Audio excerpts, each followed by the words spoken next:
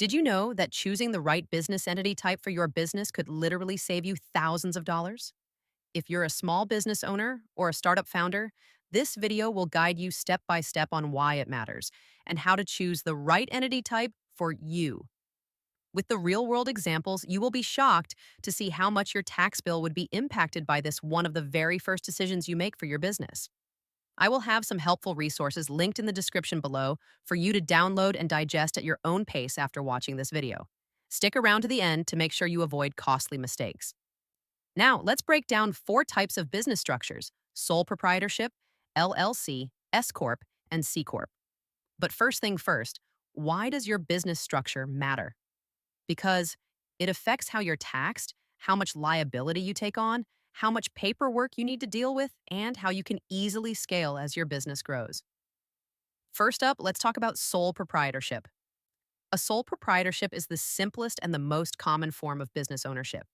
It's an unincorporated business owned and run by one individual, with no legal separation between the owner and the business.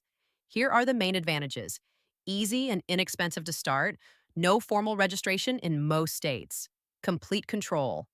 The owner makes all decisions. Simple taxes. Business income is reported on your personal tax return. But it's not all good news. Here are the key downsides: no liability protection.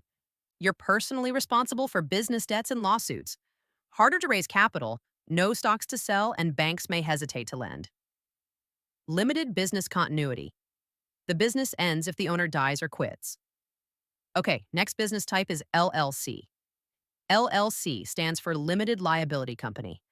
An LLC is a flexible business structure that combines the simplicity of a sole proprietorship with the legal protection of a corporation. Due to that balance, LLCs are the most commonly registered new business entity these days. Now, here are the main pros: limited liability protection. Owners' personal assets are generally protected. Pass through taxation.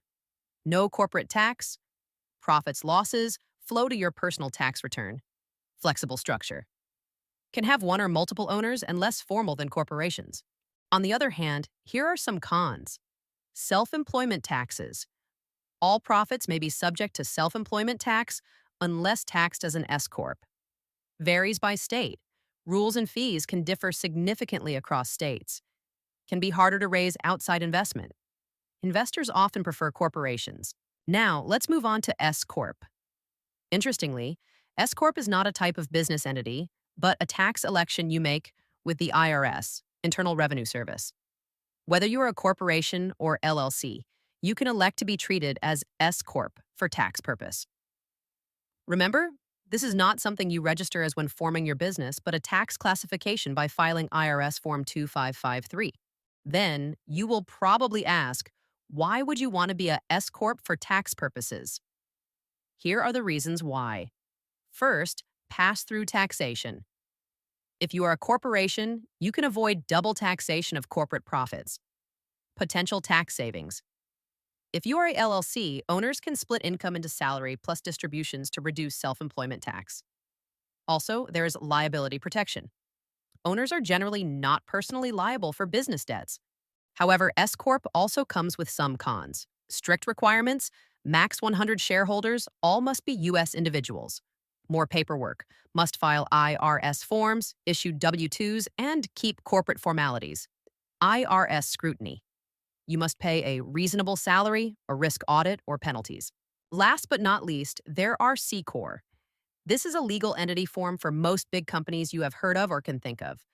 With the characteristics of C Corp that I'm going to talk about now, C Corp are ideal for startups aiming to scale rapidly or raise venture capital.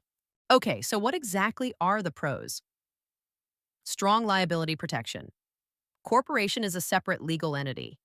This means that if the business incurs debts or faces lawsuits, creditors cannot go after the owner's personal assets. Attracts investors. Corporation can issue multiple classes of stock and raise venture capital.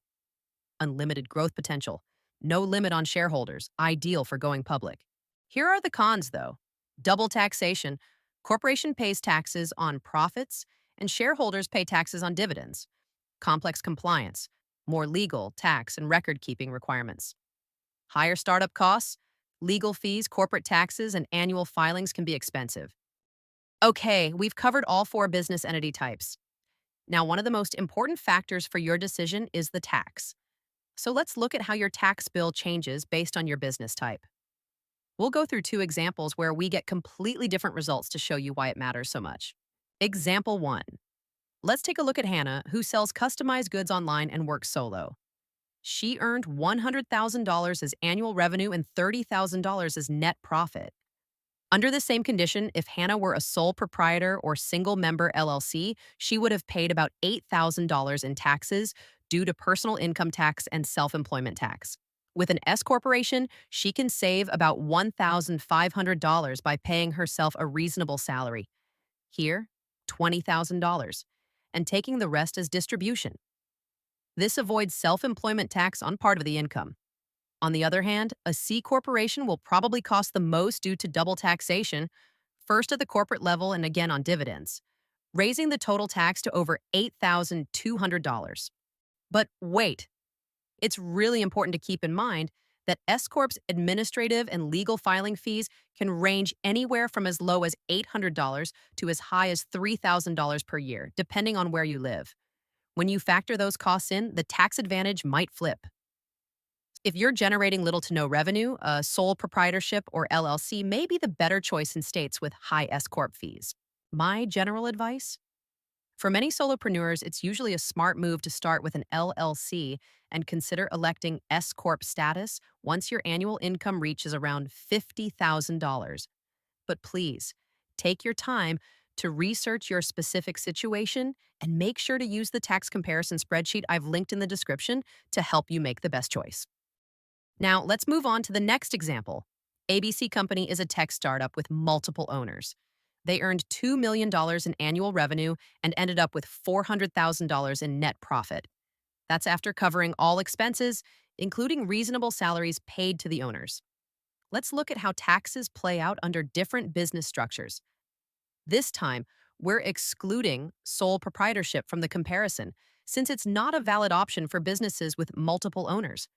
Generally operating as a default LLC without electing S Corp status becomes inefficient at higher revenue levels. That's because the entire profit, in this case $700,000, is subject to both income tax and self-employment tax, as it flows through to your personal tax return. An S Corp improves on this by avoiding corporate tax and limiting self-employment tax to only the salary portion. However, the full $700,000, salary plus remaining profit, still shows up on your personal return, pushing you into higher tax brackets and resulting in a large income tax bill. Now, here's where the C corporation becomes a winner. Even though it pays a 21% corporate tax on the $400,000 profit, it can retain those profits in the business, meaning the owners don't pay any personal income or dividend tax on it as long as it's not distributed. So in this case, the C Corp ends up with the lowest total tax liability, under $200,000, making it the most tax-efficient structure for this scenario. General advice number 2.